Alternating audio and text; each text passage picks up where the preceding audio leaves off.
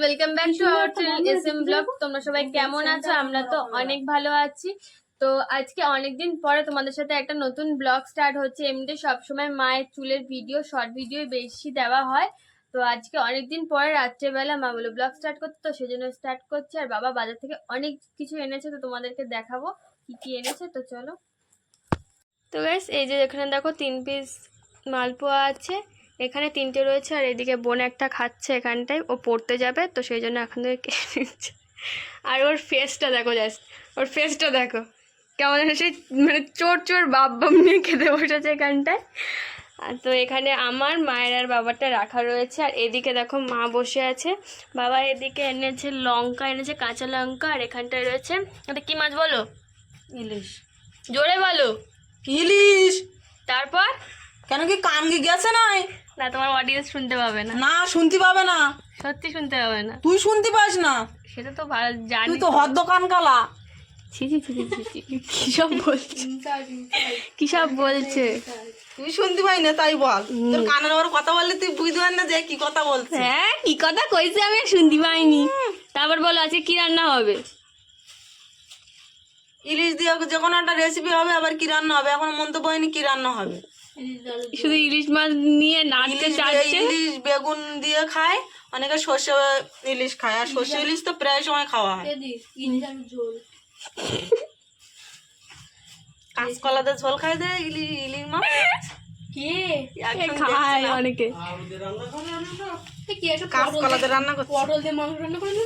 তো মা এদিকে একবার ইলিশ নেড়ে এপার থেকে বাটির উপরে রাখছে, আর ওপার থেকে এপারে রাখছে। এখন যাবে ধুতে, তো ধুয়ে আনুক, তারপরে দেখা যাক যে কি রান্না হচ্ছে। আয় ধুচ্ছে না, ভাবা হবে। যাই হোক চলো।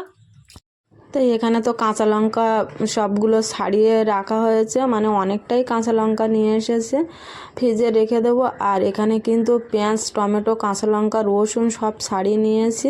আর এখানে আলুটাও কেটে নিয়েছি। আর 1 প্যাকেট তেল এনেছিল, সেটা কিন্তু ঢেলে নিচ্ছি বোতলে, বড় বোতলে ঢেলে নিয়েছি। আর ছোট বোতলটা ঢেলে নিয়েছি কিছুটা রান্নার জন্য। এবার যাব আমি রান্নাঘরে রান্না করতে। তো এখানে দেখো মাছটা তো আমি 6 পিস মাছ নিয়ে নিয়েছি, আর বাদ বাকি মাছটা রেখে দিয়েছি, মাথাও রেখে দিয়েছি। কারণ মাথা দিয়ে, ইলিশ মাছের মাথা দিয়ে কচু শাক কিন্তু খুব ভালো লাগে, ওই জন্য কচু শাক খাওয়া হবে, তার জন্য রেখে দিয়েছি। আর কিছু মাছের পিসও রেখে দিয়েছি। আর এখানে বড় বড় পিসগুলোই নিয়ে নিয়েছি 6 পিস। তাই এখন এটা রান্না করব কি দিয়ে, সব সময় একই রকম তো খেতে ভালো লাগে না। তা ভাবলাম যে একটু আলু দিয়ে টমেটো দিয়ে ভালো করে রান্না করব। তা ওই জন্য কিন্তু এখানে মাছটা হলুদ আর নুন মাখিয়ে নিচ্ছি। হলুদ নুন দিয়ে মাছটা হালকা ভেজে নেব। ইলিশ মাছ কিন্তু কড়া করে ভাজলে ভালো লাগে না, ওই জন্য না হালকা ভেজে নেব। আর মাছটা খুব ভালো ছিল, তেলও হয়েছে। তো এখানে দেখো নুন হলুদটা দিয়ে নিয়েছি, দিয়ে এবার ভেজে নেব পুরো। তো ওদিকে কিন্তু কড়া বসিয়ে দিয়েছি, কড়াটা ভালো করে গরম করে নিচ্ছে। আর এখানে কিন্তু হাত দিয়ে আমি মাখিয়ে নিচ্ছি ইলিশ মাছগুলো। আর তেলগুলো না বাইরে বার হয়ে এসছে, তো ওইভাবেই দিয়ে দেবো, দিয়ে হালকা করে করে ভেজে নেব, 3টে করে দিয়ে আর ভেজে নেব। তাই এখানে দেখো কড়া তেল দিয়ে দিয়েছে, তেলটা ভালো করে আমি কিন্তু গরম করে নিয়েছি। তবু দেখো জোরটা কমানো, ভাবছি আবার যদি লেগে যায়, ওই জন্য ওই ভয়ে আবার জোরটা বাড়িয়ে দিলাম। আর 3 পিস মাছ দিয়ে দিয়েছি, আর তেল দিয়ে দিয়েছি, যেহেতু তেল বেরোবে তো ওই জন্য একটু তেলটা কম দিয়েছি। তা 3 পিস করে আমি ভেজে নেব, আগেও বললাম আর এখনও বলছি যে হালকা করে কিন্তু ভেজে নেব, বেশি কড়া করে ভাজবো না। ওই জন্য কিন্তু আমি এখানে ভাজছি। আর কি বলো তো, ইলিশ মাছ আনার পরে এদিকে দেখছি বাইরে প্রচণ্ড বৃষ্টি হচ্ছে, যার জন্য কিন্তু মানে এত আওয়াজ আর এত মানে দাঁড়ানো যাচ্ছে না ওই ঘরে, এত জলের আওয়াজ পড়ছে। আর এখানে কিন্তু দেখো পেঁয়াজ, টমেটো সব নিয়ে নিয়েছি। আর টমেটোটা আমি ঘষে নিয়েছি, রসুনও ঘষে নিয়েছি। আর এখানে কিন্তু একে একে মাছও ভাজা হয়ে গেল। তারপরে কিন্তু পেঁয়াজটা আমি তেলে দিয়ে নিচ্ছি। আর পেঁয়াজটা তেলে দিয়ে একটু নেড়ে চেড়ে তারপরে রসুনটা দেব। আর ভাবছিলাম যে তেলটা অনেকটাই বেশি হবে, তা না, খুব একটা বেশি হবে না। আর যেহেতু একটা তরকারি, তো ওই জন্য একটু ভালো করে রান্না করলে একটা তরকারি দিয়েই খাওয়া হয়ে যাবে। ওই কারণে না আমি তেলটা আর তুলে তুলে নিইনি, ওর মধ্যেই দিয়ে দিয়েছি। আর একটু বেশি লাগছে, তা এমনিতে মাছের তেলটা বেরিয়েছে, আর যেহেতু তেল দিয়েছিলাম ওই কারণে। আর লঙ্কাটা যদি একটু পেস্ট করে নেওয়া যেত তাও ভালো হতো, তা আমার যেহেতু মিক্সি নেই ওই জন্য পেস্ট করিনি, আর ওইভাবে চিড়ে নিয়েছি। আর একটু আবার গুঁড়ো লঙ্কা দেবো তার মধ্যে, আর এখানে কাঁচা লঙ্কা দেবো, অসুবিধা হবে না। তা দেখো এমনি মাছের তেলের জন্য কিন্তু ওই গ্যাঁজাটা উঠছে, আর এখানে কিন্তু ভালো করে আমি নেড়ে চেড়ে নিচ্ছি। আর ওখানে প্রেসারে কিন্তু ভাত বসিয়ে দিয়েছিলাম, ভাত হয়ে গেছে। তা গরম ভাতের সঙ্গে কিন্তু খেতেও ভালো লাগবে, ইলিশ মাছের ঝোলও মানে খুব সুন্দর লাগবে। আর এখানে কিন্তু দেখো আমি আবার একটু কালো জিরেও দিয়ে নিয়েছি, কালো জিরে যেহেতু ভালো লাগে মাছের ঝোলে, আর ওই জন্য কিন্তু কালো জিরেটা দিয়ে নিলাম। কালো জিরে আমার এমনিতে মানে যে কোনো মাছের ঝোলে কিন্তু কালো জিরেটা আমি এখন করে দিয়ে থাকি, বেশ ভালো লাগে। আর এখানে দেখো টমেটোটা আবার দিয়ে নেব, টমেটোর জলটাও অনেকটাই বেরিয়েছে, একটু চটপট করবে কড়াইতে দেওয়ার পরে, তা হলেও আমি এইভাবে দিয়ে নিলাম, দিয়ে আর নেড়ে চেড়ে নিচ্ছি। আর যেহেতু আগে নুন দেওয়া রয়েছে ওই জন্য কিন্তু অতটা হচ্ছে না। তা মশলাটা কিন্তু এখানে ভালো করে আমি কষিয়ে নিচ্ছি। এখানে একমাত্র মানে শুধু আদাটাই দেওয়া হয়নি, আর সব দিয়েছি। আর এখানে কিন্তু আবার নুনটাও দিয়ে নিচ্ছে, মানে মশলাটা যদি তেলে করে নেওয়া হয় আর বেশ ভালোও লাগবে।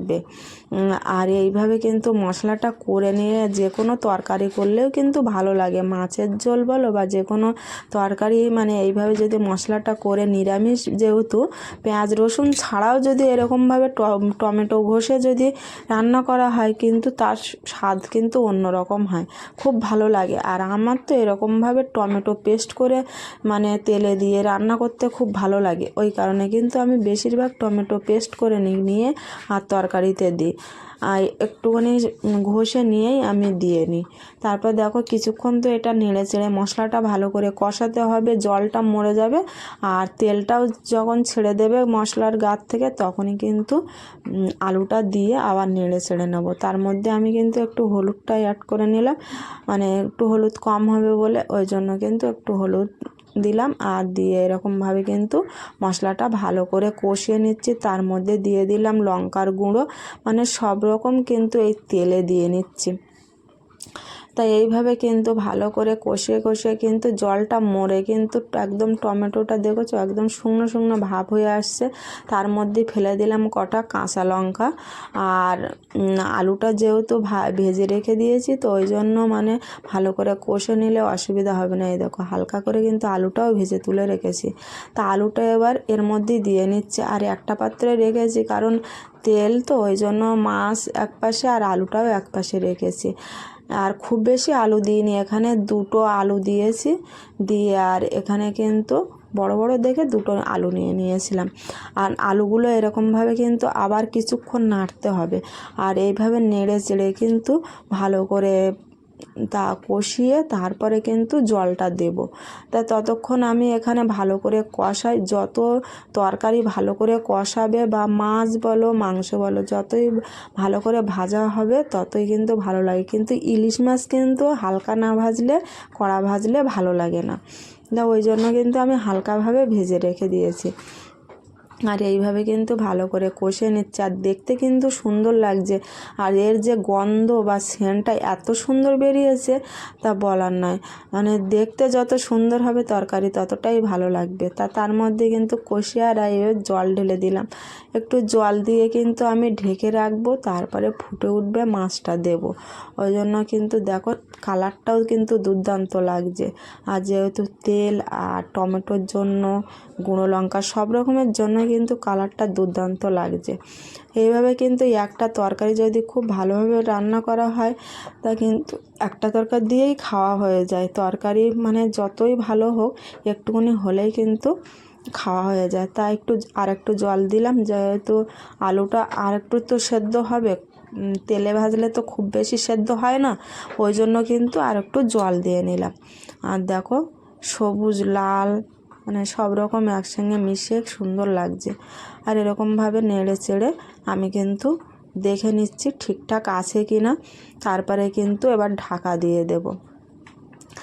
মনে হচ্ছে যে একটুখানি তরকারি, তা অথচ না ভালোই মানে বেশ একটু বড় করেই তরকারিটা হয়েছে। আর এখানে দেখো গ্যাসটা কিন্তু ফুল আঁচে দেওয়া আছে।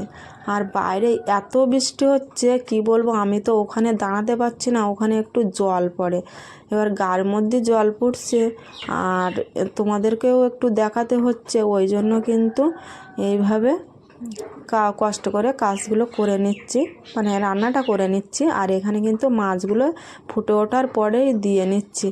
আর সব সময় তোমরা চুলের ভিডিও দেখো, তা ওই জন্য আজকে ভাবলাম যে একটা এত সুন্দর ইলিশ মাছ আগেও দুবার খাওয়া হয়েছে, তোমাদেরকে আর দেখাইনি। তা ভাবলাম যে এত ইলিশ মাছ এনেছে আজকে, মানে 3 পিস ইলিশ এনেছিল, তাই আজকে তোমাদের সঙ্গে একটু শেয়ার করলাম যে কিভাবে কি রান্না করলাম। তোমরা হয়তো ভাববে যে এইভাবে রান্না করে খাই, আমি সব রকম করে খাওয়ার চেষ্টা করি, মানে কোনটা কিভাবে স্বাদ কতটা ভালো লাগে সেটা চেষ্টা করি। একই রকম খাবার কিন্তু মুখে ভালো লাগে না, ওই জন্য সর্ষে ইলিশ সব সময় খাওয়া হয়, ওইটা না করে আমি কিন্তু আলু দিয়ে একটু ঝোল করলাম। আর এই দেখো বাইরে প্রচুর বৃষ্টি হচ্ছে, সেটাও তোমাদেরকে একটু দেখালাম। এখানে দেখো অন্ধকার, যেহেতু কারেন্টও চলে গেছে আর বৃষ্টির জলটা পড়ছে ঘরের গা দিয়ে, কতটা মানে জোরে পড়ছে সেটা দেখেও বুঝতে পারছো। আর ভালোই হলো বর্ষার দিনে ইলিশের ঝোল, মানে এটা কি ভাবা যায়, মানে সব সময় তো হয়ে ওঠে না। ইলিশ এনেছে আর এদিক বর্ষা শুরু হয়ে গেছে, তা তরকারির শেষ পর্যায়ে এসে গেছে। তা আমি একটু নুন টুন হয়েছে কিনা তাও আবার চেখে নিলাম, তা একটু দেখলাম যে নুনটা কম আছে, ওই জন্য কিন্তু নুনটা আবার দিলাম। আর ঠিকঠাক তরকারির পরিমাণ মতো নুন ঝাল যদি ঠিকঠাক না হয় কিন্তু সে স্বাদও আসে না, ওই কারণে কিন্তু আমি একটু চেখে দেখে নিই, লাস্টে দেখে নিয়ে তারপরে কিন্তু নুনটা দিই। তো এখানে কিন্তু নুনটা আমি দিয়ে নিলাম। আর ফুটছে দেখো, গপ গপ করে ফুটছে। এখানে কিন্তু আমি এবার 2-1টা আলু কিন্তু ভেঙে দেবো, ভেঙে একটু ঝোলটা গাঢ় হবে, যাতে এমনি টমেটো দেওয়ার ঝোল গাঢ় হয়ে এসছে, তাহলেও একটু 2-1টা আলু না ভেঙে দিলে কিন্তু ঝোলটা ঠিকঠাক ভালো লাগে না, দেখতেও ভালো লাগে না আর একটু হালকা লাগে, ওই কারণে কিন্তু আমি আবার 2-1টা আলু ভেঙে দেবো। আর তারপরে লাস্টে একদম আমার ভাজা মশলা, আমি না এখন জিরে আর মরিচ একসঙ্গে ভেজে আর মশলাটা বানিয়ে রাখি, ওইটা মানে তরকারিতে মাছের ঝোল বলো আর যে কোনো ঝোল সবজি বলো, ওই তরকারির মধ্যেই এই মশলাটা ব্যবহার করি। এই মশলাটা কিন্তু খুব ভালো মানে টেস্ট লাগে, ওই জন্য কিন্তু আমি এইভাবে দিয়ে নিই। আর দেখো একদম দেওয়া হয়ে গেছে, আর এইভাবে ঢাকা দিয়ে রেখে দেবো। আর কারেন্ট চলে গেছে, বৃষ্টি এত জোরে বৃষ্টি হচ্ছে, তার জন্য কিন্তু কারেন্টও বন্ধ করে দিয়েছে। তাই এইভাবে কিন্তু অন্ধকারের মধ্যে ফোনের লাইট জ্বালিয়ে মানে একদিকে ভিডিও করা হচ্ছে, একদিকে মানে আমাদের রান্না চলছে। এইভাবে দেখো কত সুন্দর কালার লাগছে। এবার একটু ঢাকা দিয়ে রেখে দেবো। তারপরে কিন্তু মিতু গেছে পড়তে গেছিলো, সেই বৃষ্টি মাথায় ও বাড়ি চলে এসছে। তারপরে আমরা এখানে খেতে বসেছি, কারেন্ট নেই, 11টা বাজে কিন্তু এখন। তাই এখানে কিন্তু বাতি জ্বালিয়ে তারপরে কিন্তু আমরা খেতে বসেছি। আর সবার ভাতও বেড়ে নিয়েছে, আর এখানে তরকারিটা কিন্তু সেই লাগছে একদম। তা চলো ভিডিওটা এখানে শেষ করি, সবাই ভালো থেকো, সুস্থ থেকো আর দেখতে থাকো SM ব্লগ। আর যারা নূতন চ্যানেলটাকে এখনও সাবস্ক্রাইব করোনি তাদের বলছি চ্যানেলটাকে সাবস্ক্রাইব করে রেখো। আর পুরানোদের বলবো লাইক কমেন্ট শেয়ার করতে একদম ভুলবে না। তাই এখানে দেখো সবার কিন্তু তরকারি একের পর এক দিয়ে নিচ্ছে, আর এইভাবে অন্ধকারে খেতে হবে, আর কিচ্ছু করার নেই। তো এখন মিতু খেয়ে বলবে যে কেমন হয়েছে তরকারিটা। তা মিতুই ফার্স্ট খাক, কারণ অন্ধকারে তো সেইভাবে দেখানো যাচ্ছে না, ওই জন্য মিতু দিয়ে শেষটা করব এখানে।